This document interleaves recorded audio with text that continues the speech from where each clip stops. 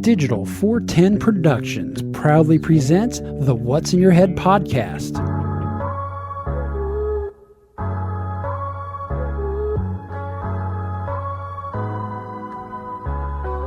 Digitized live from your company name here. Studios in Cape Coral, Florida. It's the What's in Your Head podcast. Slider bar.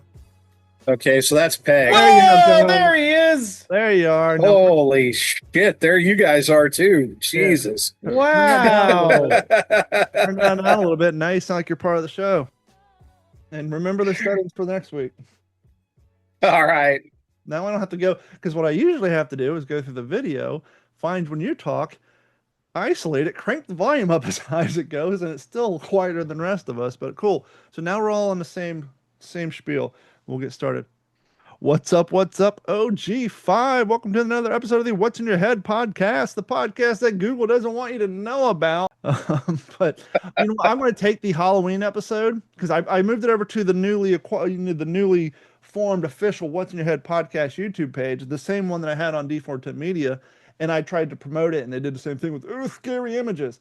I think I still have the original edited version, the file from Wondershare. I want to go through and delete the pictures of the scary, spooky Halloween costume and then upload it and see if I can actually promote the damn video. But for whatever reason, YouTube doesn't want me to pay them to promote a video that has photos of Halloween costumes from the 1980s to men ages 35 to 54. Once again, I'm not trying to promote the 12 to 13-year-olds. I'm actively trying to promote to men 35 to 54. And they say it's too spooky for you guys. So without a further ado, what's up, fellas? What's up, Mike? That's gay. Exactly. For the first time in a long time, we can hear Morgan. What's up, Morgan? Mr. I fixed my microphone finally. Well, you know, being the senior member of the crew here, you know, I do need some technical advice from the youths of America. Morgan Long, most likely to be scammed by an internet scammer out of his social security. Wasn't our topic. Do you guys know anybody who's been effective scammed out of money on an internet-based scheme? You don't have to say who the person was, but how much money and what were they trying to acquire? $300 to unlock the laptop after malware. Yeah. Straight legit. Turn on the volume on the wrong. But that wasn't me. Just so we're clear. Shaggy. It wasn't me. I might not know how to use a microphone, but I do know that much. What about you, Mike? Do you know any poor son of a bitch who got ripped off? Two instances that I can think of. One of the elders of my family thought that everybody on Facebook was actually their friend. And the old, I'm down on my luck and I need to whatever, and bought something for them or something like that, and they ended up getting their card information or bank account information or whatever it was, and took them for about $7,000. Woo, howdy. Ooh, wow. I got dinged at a gas station one time it's actually a gas station across the street from where I used to work. We used our fuel cards there all the time. Mm-hmm. Pay at the pump, do the thing. So I stopped in there with my personal vehicle one day. Actually, I think I was leaving work, and pay at the pump because I needed gas, and they took me for about $1,500.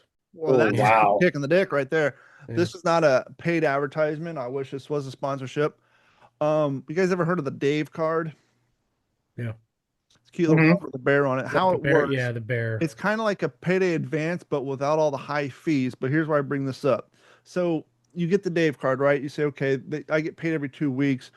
This week I want to borrow $450. So when you get paid, they take $465 out of your account. So they basically let you borrow $450 for a $10 fee, not a big whoop. The cool thing is you have consistent pay, right? When they take that out of your check, that counts as an on-time payment on a bill, and it helps your credit. But that's not also why I bring up. The reason I bring this up is I do this, and I use that Dave card at the gas station pumps on the internet. So if someone does get that number, they're only stealing a maximum of $400, whatever the balance of that Dave card is that day. If they steal it, and then and it doesn't automatically reload. You got to go in there and manually reload it. So hey, I just got noticed that the last $175 was wiped out of my Dave card. Well, clearly I'm not going to reload it. I'm just going to order a new card number. So not only do I have protection for internet purchases and gas station pumps and shady, whatevers, it actually builds your credit back because every time it automatically comes out of your bank account, it's an on-time credit debt payment. It's kind of a cool way to protect yourself from fraud and a cool way to help better your credit. But I know somebody who was in the market, Facebook Marketplace. They bought a tractor for like 10 grand. And it came down to the whole, hey, um, can you send it basically quickly went to, oh, you got to send us money through Western Union, or basically one of the few transfers that there is no protection for you. There's no way to reverse a charge or anything.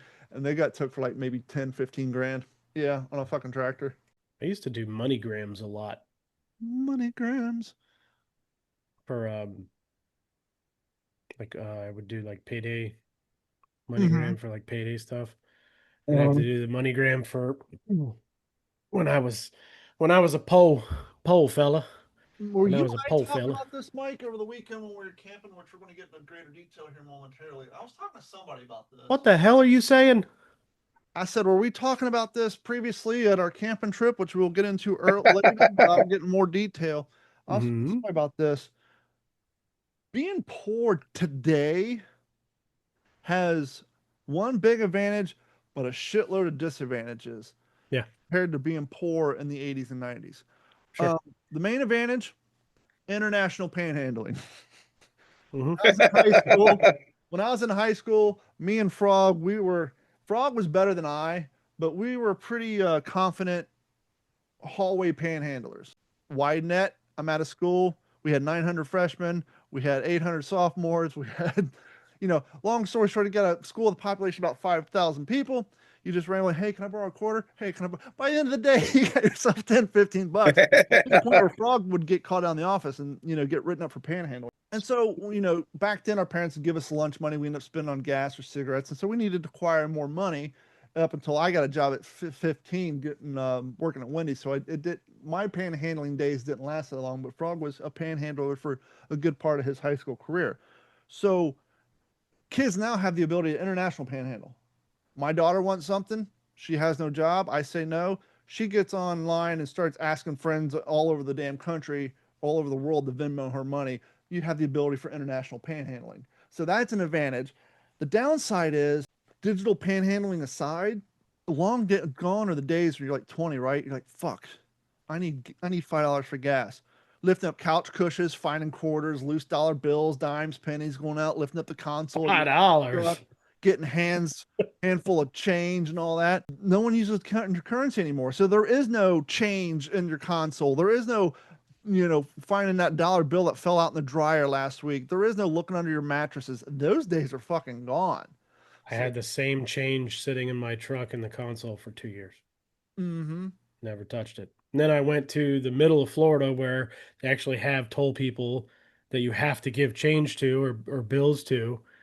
And I had to use the change that I had, but I was surprised that they still take change at those toll booths. But It seems so much longer than that. It's amazing to think that we had toll collectors down here until 2000, COVID, 2020. COVID, COVID. they got rid Yeah. of a large majority of them, but COVID, yeah, it seems like so much longer yeah.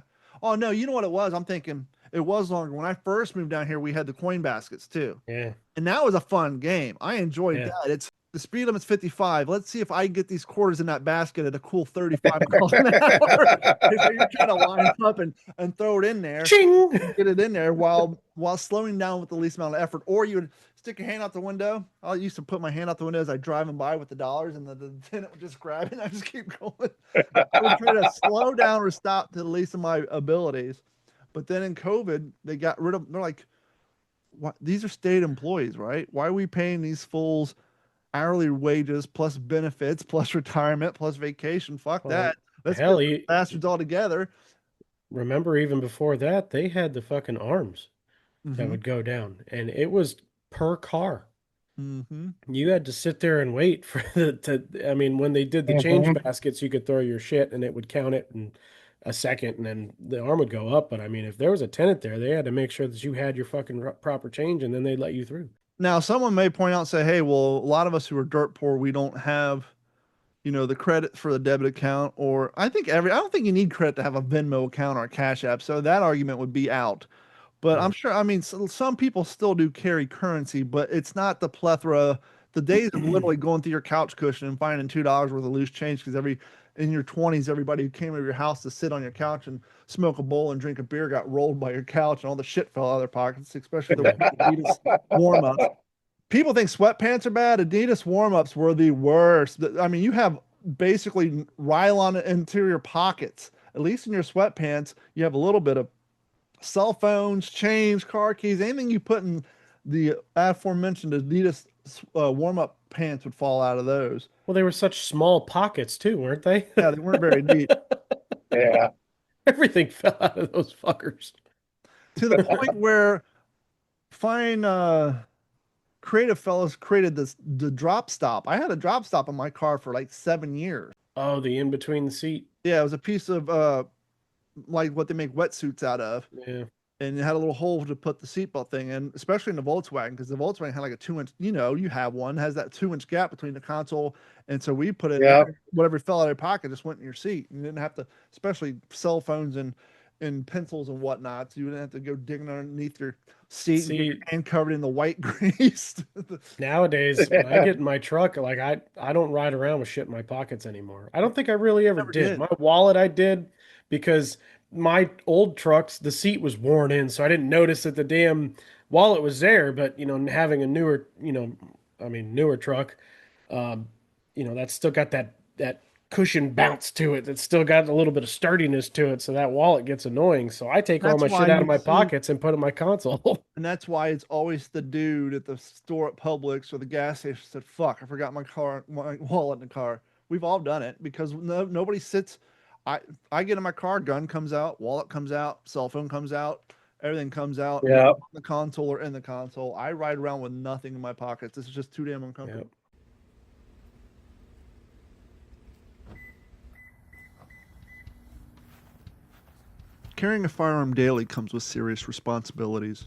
Responsibilities your everyday counterparts may not have to consider. Knowing where you can and cannot legally bring your firearm is crucial. But sometimes, life takes you places where carrying isn't an option. That's where the Stopbox Pro portable gun safe comes in. Securely store your firearm in your vehicle while handling life's obligations. Safety, responsibility, and with peace of mind. Stopbox Pro. Protection when you need it. Security when you don't.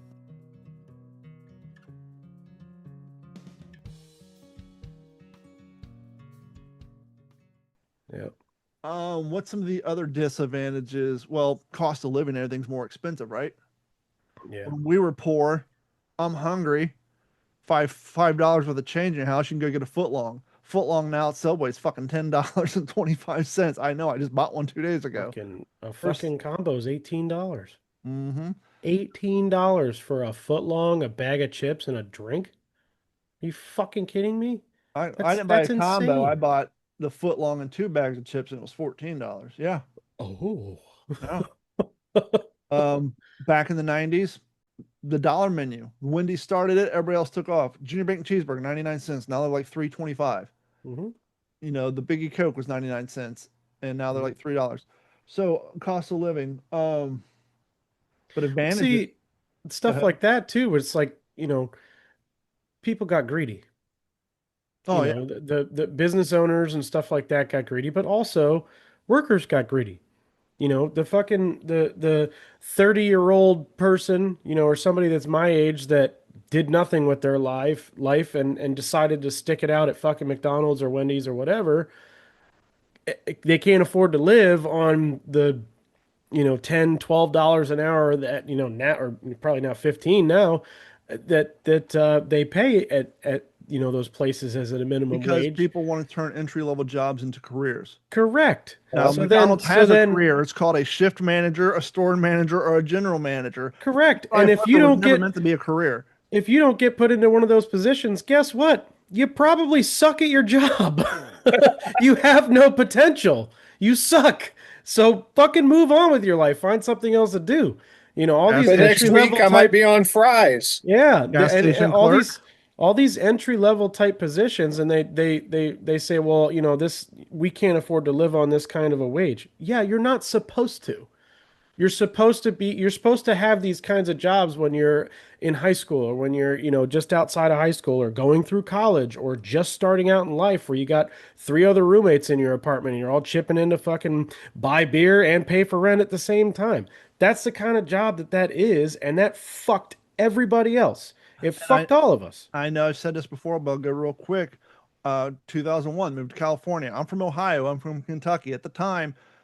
And even down here with the exception of the fill-ins, down here, even in 2025 at Publix, most baggers are high school kids or Yeah. 18. California, 2002, the grocery bag union workers went on strike. First and foremost, at 21 from Ohio, like, why do we need a What union for fucking fucking baggers? union for Two, that? 2002. These guys were in their 40s making $15 an hour bagging groceries at Albertsons in California. At the time, I just spent 3 years building ambulances, worked my way up to $12 an hour and going to school for computers. I'm like, fuck this. I want to go work. But then that's when I got my first glimpse of unions. Like, these guys have been on the picket line for 6 months. It's already been past Thanksgiving, Christmas, and New Year's, and these guys are going instead. They're not. That's when I realized all unions don't really give a fuck about you. They give a fuck about your union dues, because Yeah. Hell, they didn't I get those bag workers back off the picket line for 6 months, and they were replaced by scabs because people like me were like, "Hey, I'll go do this for $11 an hour." Beats the hell out of changing oil. Here's the other thing too, Mike. You're 17, 16, 17. You got your car. It's early mid 2000s. that was mid 2000s for me. You miscalculated your spending, and now you're low on gas, and you need money. You call your parents, and your dad says, "I ain't driving a half hour to bring you fucking gas money, stupid. Figure it out." Nowadays, it's, "Dad, I need money. Can you Venmo at me?" So they Yeah. have that, right? The Yeah. instant access to their parents and their parents' bank account through a text message. So that's a definitely advantage. I didn't even have Zelle at the time or anything like None of that. that Like shit that was existed. none of it. Like none of it. Closest you had, I found out today, I've been a PayPal user for 17 years. Wait, Wow. has it been open that long? I started selling on eBay in 2001. That doesn't surprise me because of Well, PayPal and eBay go the hand in hand. eBay outlaw rabbit pits. PayPal and eBay go hand in hand. They're kind of one beget the other. Yeah, but they started as separate companies though, didn't they? Yeah, but One of them bought PayPal, out the other yeah, but PayPal is basically invented for a secure payment solution for for e-commerce, eBay. such as eBay and Right. e-commerce at the time. Right. Fun fact, stupid shit, IT guy, PayPal, you go to order something, you go to pay, sign in PayPal, your address is automatically filled in, you hit enter. You go, "Oh, that's not the right address." You log in your PayPal account and go to address. That address isn't listed here. Call PayPal. "Hey, the thing you ordered, it got sent to my old office address. I go to log in, and the address in my PayPal account is my home address. My office address is not listed anywhere in there." "Yeah, you don't have the ability to see your shipping address." "Do what?" "Yeah, the shipping address that your items are shipped to, that are auto-populated when you sign in with your PayPal username and password. You don't have access to see that or change it. You Since have to fucking when? you have to change it on the website before you hit buy." And I'm like, "That's the dumbest shit ever." I said, "What if I want to buy a present for my brother and have it sent directly to his house? I got to call you, Yeah. or if I'm on a computer, it's easier to do. But if you're quick buying something from your phone, you're not checking that shit because it auto-populates." Yeah. I said, "I can understand you not allowing me to change the billing address that's associated to the credit card I'm using to make the payment. But if anybody, you should have access to anything. It's your fucking shipping address. What if I Yeah. want to ship to my house? What if I want to ship to your house?" Well, It's, if you're purchasing directly through PayPal, that would make sense. But if you're going through a merchant, that merchant would have to ship it from their but warehouses, when wouldn't you they? correct, but when you pay with PayPal, you don't put your Mhm. address in on the merchant's website. You hit sign with PayPal. It Oh, so automatically they auto populates. populate Yes, your whatever's in PayPal into your shipping address for that whatever is in merchant. PayPal shipping from a previous Right. order. That Right. shipping address is not on your PayPal profile. It's from a previous order. And like I said, well, what if you hadn't ordered something for 8 years and then you moved? and you're Yeah. on your phone and you don't realize, and you say, well, I moved, I went into my PayPal account and changed my address. Well, that ain't the address for your fucking shipping. That's just your address. Yeah. It makes no fucking sense. It's the dumbest shit ever. That's stupid. Jeez. I digress. So we went camping this weekend. We did. Mike, So how was it, fellas? why don't you lay the groundwork since you located, organized, facilitated said camping trip, and then I'll jump in accordingly. So my brother-in-law actually brought up this place because we just were going over like camping and, doing the old outdoorsy type shit. And so I started looking into it a little bit more. It's a place called Fish Eating Creek. It's about an hour from me, hour and 20, hour and a half from Don. And Morgan will know it's in Palmdale. yeah, it's in Palmdale. Oh, I've camped there. I love the place. And it's a I don't know if it's a state campground that is like taken care of by them or if it's like private or what. I'll look while you're talking about, but I kind of got the feeling that maybe this thing was family owned at one point and probably still is. But It's a private campground. But I think it's sanctioned by FWC or something like that. Because I did notice that there's like, I don't know, stamp of approval or whatever, their logo and shit was on their website. So anyway, I researched this place. We kind of, talked about it back and forth. Hey, would you want to do this? Let's figure it out. My only complaint from the get-go was the fact that when I went to go do the reservation for the campground, they have a illustrated map that does not really give you the lay of the land or the features or anything like that. It just gives you, it's a basic road map. it's like a rudimentary KOA cartoon style. Here's grass. Here's a picnic bench representing a campsite, and here's a brown path. You are here and all that shit. So you couldn't really tell like how the camps. I'd never been there before. Nobody that I knew had been there before. I probably could have asked you, but I don't know.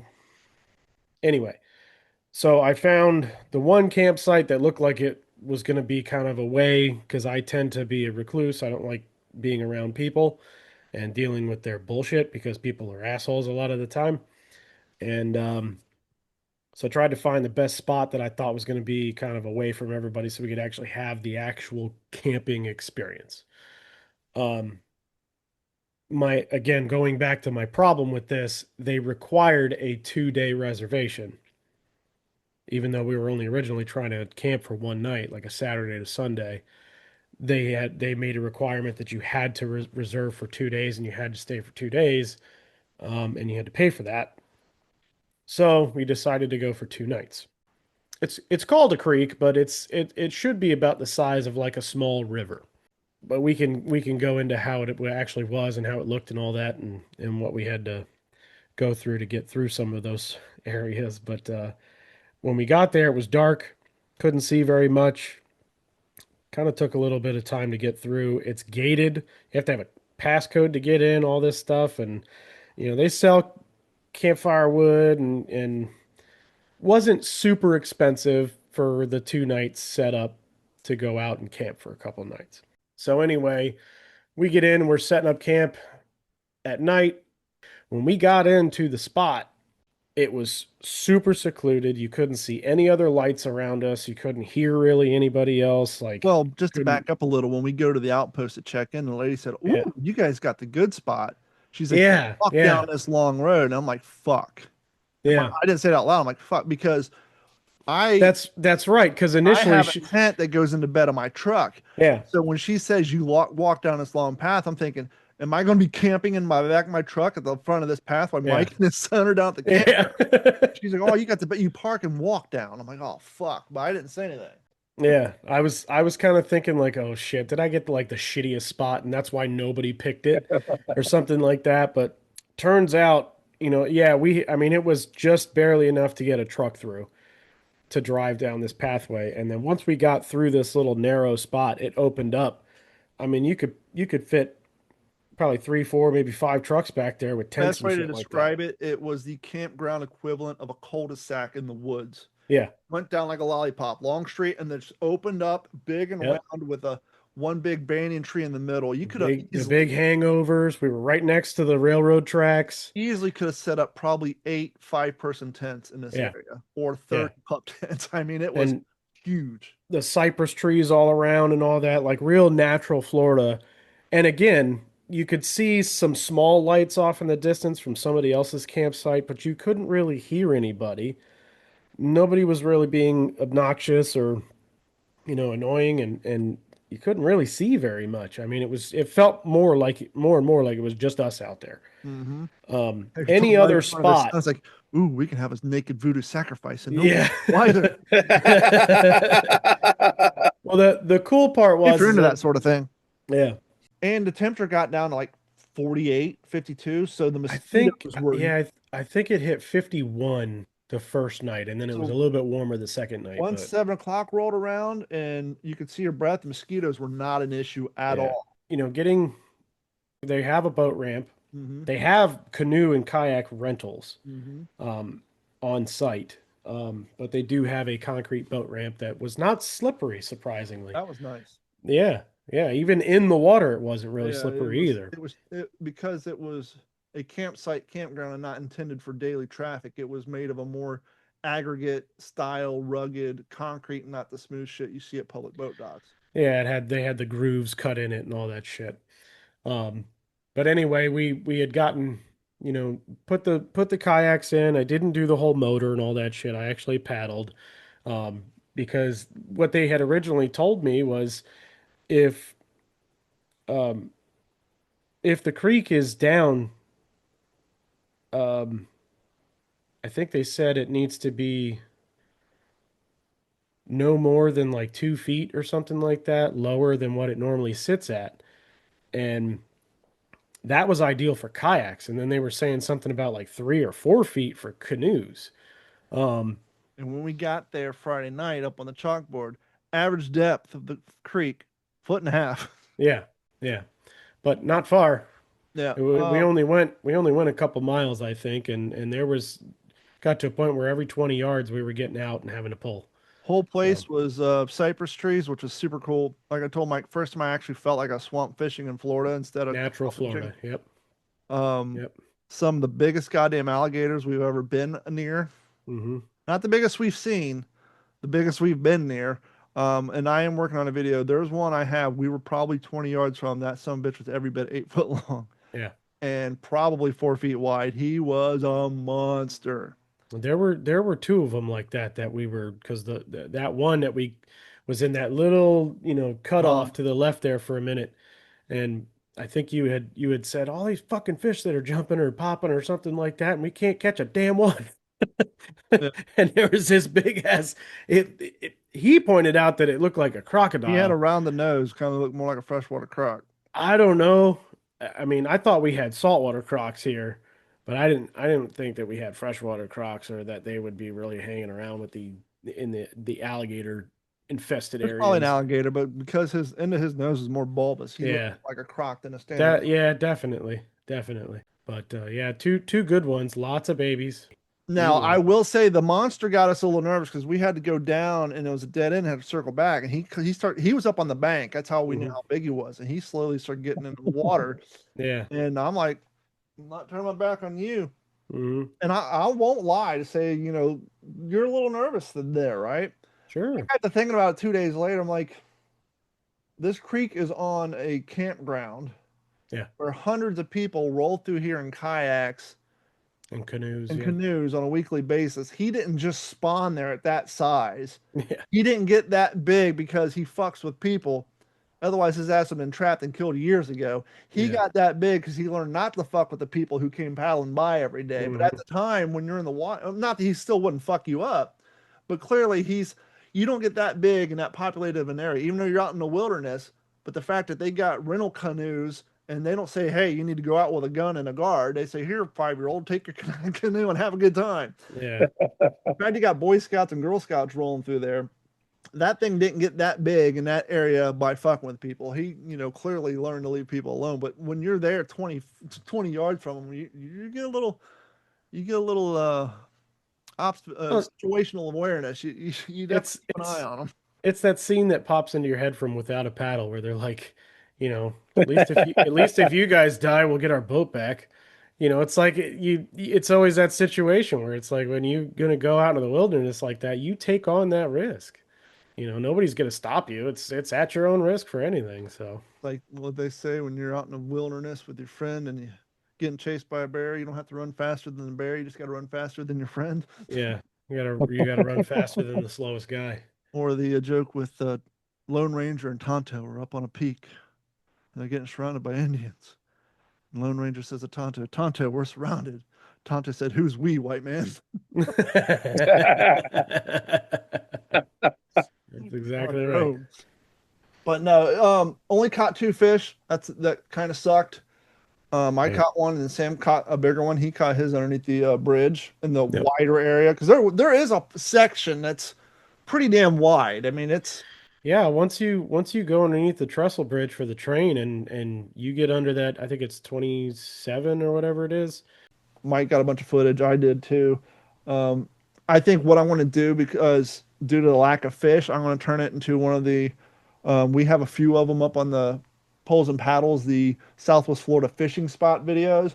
Yeah. We're going to turn it more into here's what you can kind of expect if you go out here in the middle of fucking October. Mhm. But it's visually stunning.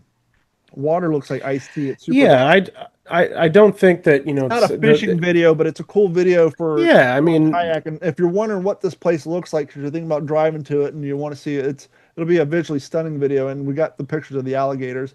And I did get video footage of the campground when I walked to the facilities to do my morning constitutional. So you guys will see what the campground looked like as well. But all in all, it was a good time. Mike's kid had a good time.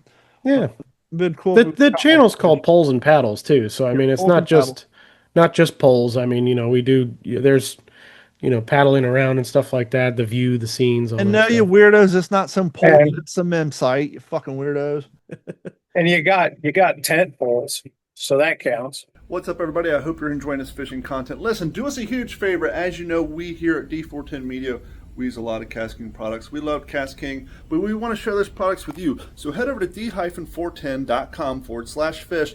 Click on the link, go visit Cast King's website and their ever-growing catalog of fishing gear, apparel, plus much more. They got everything from shirts to fillet knife kits to line spoolers, fishing rods, everything you need, hats, sunglasses, everything you need to go fishing at a super affordable price. Quality stuff. We've been using them for over 4 years. Like, subscribe, and please go to d-410.com/fish. Thanks. Boy, do we. And you talk to any old timer and they'll tell you the things you complain about have been going on forever, including that. I get so burnt out on all the shit going on in the world that I find myself tuning into old shit on Roku TV or on Freevee or on Tubi or any of those free services. And I started watching Chico and the Man. And I'm 3 or 4 episodes into Chico and the Man, and I had a realization. I'm like, Chico and the Man, for those of you who don't know, because the show was out in 1978, the plot of Chico and the Man, you had a old, crusty, angry, annoyed old man who owned a mechanic shop. And his mechanic shop was in the side of LA back in the 40s and 50s. It was all white folk. And by the time 1978 rolled around, it was all Hispanics. And he was kind of set in his ways. And much like Archie Bunker, kind of say the Mexican racist stuff. And Chico, Freddie Prinze Jr.'s dad, sadly he killed himself in his 20s. He plays Chico. And he's a young, hip, local Mexican kid who decided to take it upon himself that he's going to force his way into becoming a partnership with the old man and help this failing mechanic shop boom. And hijinks ensues, and the young, hip kid teaches the old, crusty guy not to be so old and crusty. And I realized this is essentially Sanford and Son. Sanford and Son's about a crusty old black man who owns a junkyard, and his young, hip black son comes and teaches him the ways of the modern days in the 70s and not to be so crusty and old. And I got to think, well, which one came out first? Morgan, I know you're cheating, so I'm going to ask you, which one came out first, Chico and the Man or Sanford and Son? I think Sanford and Son. I was looking up Jack Albertson. I wasn't looking up dates of anything. But yeah, well, yeah, I think Sanford and Son came out early 70s. Actually, I was wrong. Both of them came out in 74, but Chico and the Man came out second.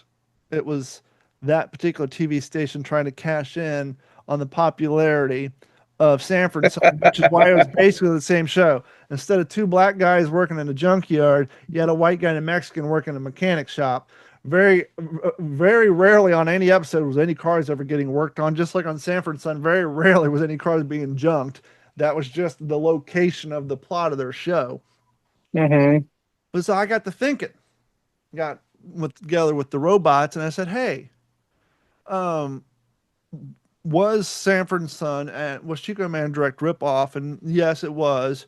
Then I said, "What other shows can we think of that were basically created to match the popularity and to try to make money off the popularity of another popular IP?"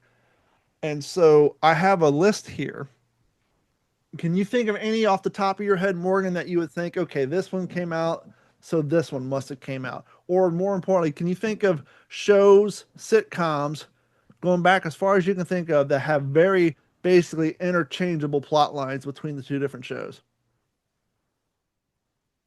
Well, I mean, there was SWAT and Chips, you know, um, and then kind of obscure, you had Knight Rider, and then you had Hardcastle and McCormick. They were both car shows. The car was, a heavy influence. That's an interesting observation, because I think you'd be hard pressed when playing Trivial Pursuit to list a show in the 70s or 80s based off of a car, and someone would think of Hardcastle McCormick. Knight Rider's a given. My next one would be Starsky and Hutch. And then Okay, yeah. And then the 18. Those were all shows that I wouldn't even have thought of Hardcastle McCormick. Yeah, but I mean, the Coyote X, that, that was almost as much of a character as, either of the guys. I'd say if you're going to talk about that too, you probably have to throw in Dukes of Hazzard. Yeah. That General Lee was just as much of a character as that show as Bo and Luke were. Mm-hmm. I would say the A-Team. I would say the A-Team, Starsky and Hutch, Knight Rider were definitely shows where the car was probably displayed in the promotional material just as anybody else in the cast. I think Hardcastle McCormick was before my time. I can't visualize any sort of TV guide advertisement of even what that car looked like. Not saying it didn't happen, or saying me personally. I can't even tell you you could put that car in a car of TV show lineups, and I wouldn't be able to say, "Oh, that's from Hardcastle McCormick." I'm too young, but that's just not one that shows up on my radar. Yeah, that was when I was young. I mean, like, I was probably, I don't know, 8, 10 years old when that was on. So, I mean, it was barely, past the covered wagon days. Yeah, I think you guys just got out of the silent film era and got into the talkies. Mike, Do I have one? were sitcoms as impactful on your generation, or were you guys already starting to stream at that point? But like sitcoms in like the live television audience type sitcom, Often referred to as like a 3-camera shoot, like your yeah, Home Improvements, your Seinfeld, your right, Friends. yeah. In my younger ute, I'd say, because I mean, I watched Seinfeld, Home Improvement, I watched, Friends. There was plenty of other ones that I can't think of off the top of my head, but yeah, I'd Well, say, if you go back, go ahead. well, if you go back to, if you want to talk sitcoms, you could draw the parallels between Family Matters and, Full House. Yeah. All of those kind of shows all kind of had, similar plot lines. You had, the annoying neighbor kid. You had, Um, there was a couple of them, Family Matters and one other one, but I can't remember what it was. They Step were by all, step. yeah, they were all very, very similar. And they probably were all cranked out in the same dungeon by Yeah. somebody who hadn't seen the I light of think they're day the in same years. channel. I think it was TGIF. I think Full House and Step by Step were almost part of the TGIF on Well, ABC. that okay. So Step by Step that was the one with the girl from My Two Dads, right? That was the one that had the chick who ended up doing the Thigh Master commercial. Okay, yeah. So Suzanne And Summers, and Patrick then they had something or like the other. Patrick Duffy, Yeah. and Yep. then they had the girl from My Two Dads, and um, The goofy uncle guy. He was yeah, Uncle yeah, Joey before Uncle Joey was around. yeah, He exactly, was yeah, basically the forerunner to the Uncle Joey character. yeah. So, I mean, I guess that that kind of goes back to our discussion from a while back, where there's only so many plot lines. Well, I have a Yeah, list for you here, and one of them I thought up too. I was thinking Bewitched and I Dream a Genie are basically the same show. yeah. You have an Air Force guy with a genie, and the other one you have a guy with a witch. Both the genie and the witch perform magic to meet the master's desires, and then hijinks ensue. But then I got to thinking, well, amongst the mysterious character, can you think of another show within 10 years of that? Actually, within 3 years of that, that was very similar in that same realm. So we got Bewitched and I Dream a Genie. Can you think of another show that had a mysterious character in it? Think black and white TV. Give That you the was hint. that was magical. Male character.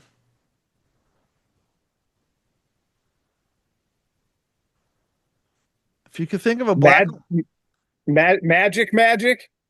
no, but I mean, there was My Favorite Martian. Bing Dong. Was that Mr. Hand who So, played My Favorite Martian? oh yeah, totally, So, totally. Yeah, that was Ray Walston. so 1950 to 1960s early sitcom copycats.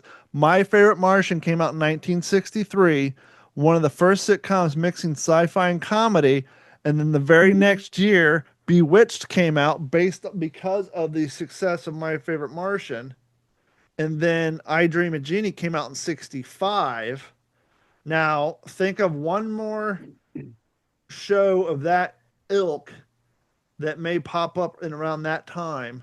So, also, side note, Bill Bixby was the Hulk in the 70s. Yeah, but that's based off of a comic. No, no, no. I'm just saying, Ray Walston was Mr. Hand from My Favorite Martian, and Bill Black and Bixby white was the show. Hulk. Black and white show. 30 minutes. Twilight Zone. Nope. I think dumber, easier, black and white. Oh, the Munsters. Correct. So 1963, My Favorite Martian, Bewitched in 64, I Dream a Genie in 65, The Munsters in 64. They did not include the Addams Family. I don't know when exactly the Addams Family came out, but I'm guessing it's right around. No, I think the Addams Family was in the 70s, but they shot it in black and white to give it that feel, right? Yeah, and wasn't that like supposed to be the direct ripoff of the Monsters? Probably. Have you ever seen the colored set photos of that? No. No. So because the Munsters and Addams Family were shot in black and white, 1964 to 1966. And so back to our list, yeah, right around that same time the Munsters, Addams Family came out. The Addams Family set was actually all the creepy shit was actually bright colors. Like the drapes were bright pink, you had bright turquoise, their makeup were bright pink so that they could get shadows and effects in black and white format.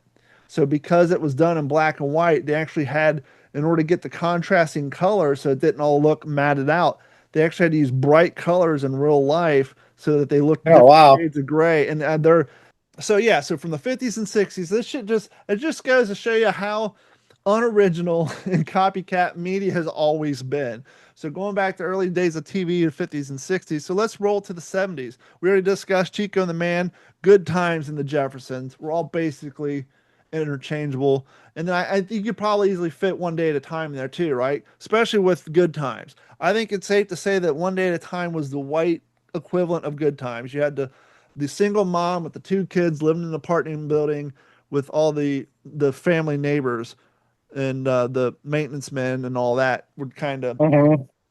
what's happening and welcome back Carter. Yeah. But then I had an idea.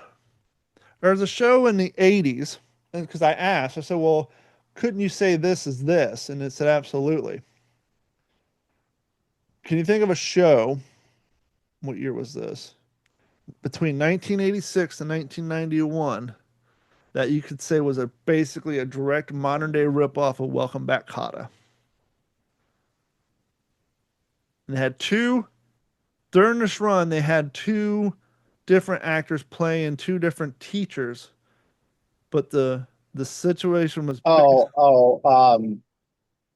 Cooper. nope. What The suits? first actor was Johnny Fever from WKRP in Cincinnati. Yeah. My dad loved that show. Head of the class. Head of the class. Yeah. And then the second teacher was Billy Connolly, which Mike would know as the guy who played the old Irish cat in Boondock Saints. That's Billy Connolly. I think that's Billy Connolly. Maybe not. I think it was him. No, that's Billy Connolly. Yeah, so he played the teacher in the later runs. So yeah, head of the class. So here's the premises on the breakdowns on how you can say these are copies. Welcome Back Kotter. Premise: a young teacher, Gabe Kotter, returns to his old Brooklyn high school to teach a group of unachieving students called the Sweat Hogs. Core dynamic: compassion teacher plus lovable but disruptive working class kids. The tone: sitcom with a heart, emphasizing on humor, redemption, and 1970s social class realism, setting the inner city school, public schools, rough around the edges vibe.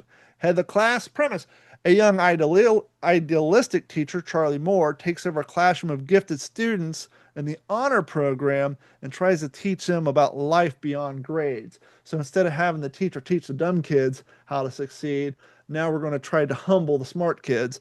Core dynamics: compassionate teacher plus quirky, brainy overachievers. Tone: more polished in the 80s, clean, but the same, teaching, inspiring students to grow as people as its backbone. Setting: public school again, but this time an upper tier with reserved class stakes, intellectual privilege instead of underperformance. Okay, Mike, you can probably play on this one a little bit. We're going to go to the 90s now. Now, these aren't shows that are based off of other shows. These are shows kind of like what we just discussed, where it's taking the formula of a pre-existing IP, keeping the same feel, but adjusting it for modern day. I'm going to give you one that you remember The Nanny, right? No. The Nanny. Okay, so yeah, I've heard of it, and I think I've seen clips and stuff like that, but I don't. Nanny's from specifically remember it. 1993. What do you think, Morgan, since you know The Nanny? The Nanny was the New York girl coming to work as the nanny for the rich, for the kids of the rich guy who was like a lawyer or a doctor or some shit. And over the years they fall in love, and I think they end up getting married at some point. But it had Fran Drescher, the nanny. She had the horrible laugh. Another show of the same era. Another show of the same basic context of a third party being brought into a family. I'm trying not to give it away. Here, I'll read this. A working class caretaker joins an upper class family and romantic tensions follow. That's the commonality between The Nanny and this other show from 1984. 1980. Angela. Who's the boss? Who's the boss? Tony. Yep. Tony in this case is the former baseball player trying to take care of his daughter. Angela's the lawyer. Her mom works there. So, yep. Alyssa Milano. Yeah. Now, we just talked about the original inspiration. We just talked about Head of the Class, which was a rip-off of Welcome Back Kotter. What 1989 Saturday-based kids show would be Saved by the Bell. Yep. Youth ensemble, school setting, same archetype. Story short, everything's been done before. Don't matter if it's movies, music. But there is nothing else like this. We are totally unique in what we do. That's true. Right. And on that note, it's going to wrap that up for another episode of the What's in Your Head podcast. As we said before, we do have a What's in Your Head podcast YouTube channel and the Poles and Paddle YouTube channel. Go check those out. Email us at info@d-410.com. Let us know what you want to talk about. And thank you guys, and we will talk to you all next week. This has been a Digital 410 production.